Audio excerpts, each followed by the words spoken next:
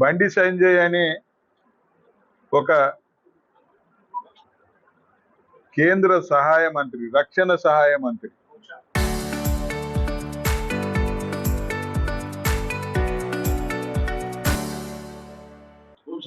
హోంశాఖ సహాయ మంత్రి ఇలా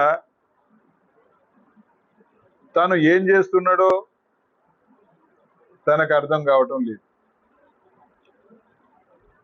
ఇలా హోంశాఖ సహాయ మంత్రిగా ఉన్న తన కొడుకు ఎవరైతే ఉన్నారో భగీరథ్,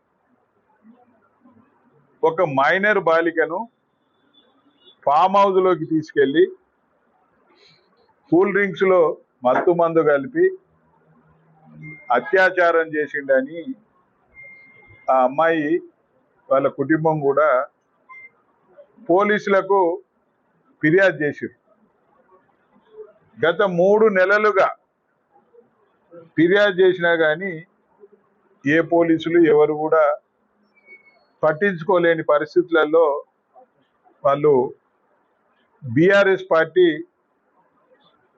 వర్కింగ్ ప్రెసిడెంట్ కేటీఆర్ ను ఆశ్రయించిన సందర్భం కూడా ఈ ప్రాంత ప్రజలందరూ కూడా ఈ తెలంగాణ ప్రజలందరూ కూడా తెలుసు.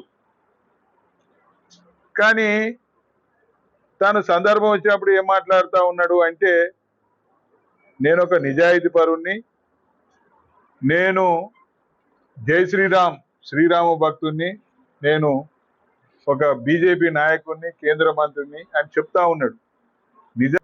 ఎప్పటికప్పుడు ఓపెన్ గానే ఉంటాను అని చెప్పిండు.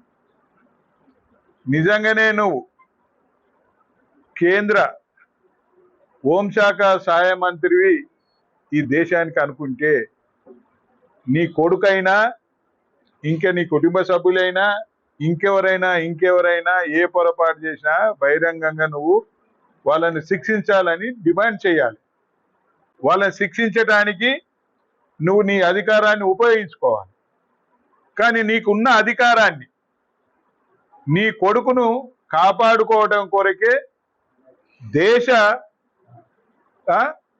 ఒక మంత్రి, సహాయ మంత్రిగా నీ పవర్నంతా ఉపయోగిస్తా ఉన్నావు.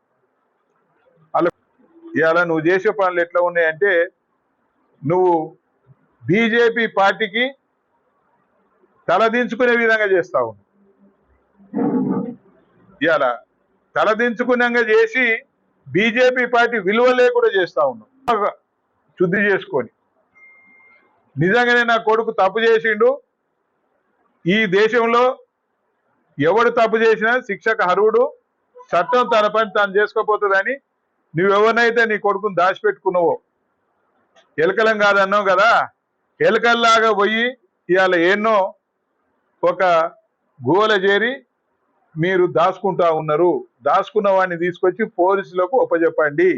నీకు నిజంగా నిజాయితీ ఉంటే, నీకు సహాయ మంత్రి పదవి ఇచ్చిన పార్టీ మీద నమ్మకం ఉంటే, గౌరవం ఉంటే, నిన్ను ఎన్నుకున్న ప్రజల మీద గౌరవం ఉంటే, వెంటనే నీ కుమారుణ్ణి పోలీసు వ్యవస్థకు ఒప్పజెప్పాలని మేము డిమాండ్ చేస్తా ఉన్నాం. మోడీ గారిని మేము రిక్వెస్ట్ చేస్తా ఉన్నాం, డిమాండ్ చేస్తా ఉన్నాం. వెంటనే మంత్రివర్గం నుంచి బర్తరఫ్ చేయాలి. వాళ్ళ మీద మేము యాక్షన్ తీసుకుంటున్నాము, రిమాండ్ చేస్తున్నామని చెప్తా ఉన్నారు. వీళ్ళకి ఎన్ని రోజులండి? ఇవాళ సుమారుగా ఈ కేసు బయటకు వచ్చి ఒక 5-6 రోజులు అవుతా ఉంది.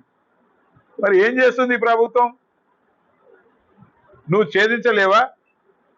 బండి భగీరథ్ ఎక్కడుండో నువ్వు తెలుసుకోలేవా? వాళ్ళని అరెస్ట్ చేయలేవా? దీన్ని బట్టి ఏంది అని అంటే, ఇలా కాంగ్రెస్ ప్రభుత్వము రేవంత్ రెడ్డి బండికి భజన చేస్తా ఉన్నాడు. ఆ బండి కుటుంబానికి మేలు చేయాలని ఈ ప్రభుత్వం ఆలోచనలో ఉన్నది. దీన్ని బట్టి ఏమర్థమవుతుందంటే, బీజేపీ కాంగ్రెస్ పార్టీ రెండు ఒకటే.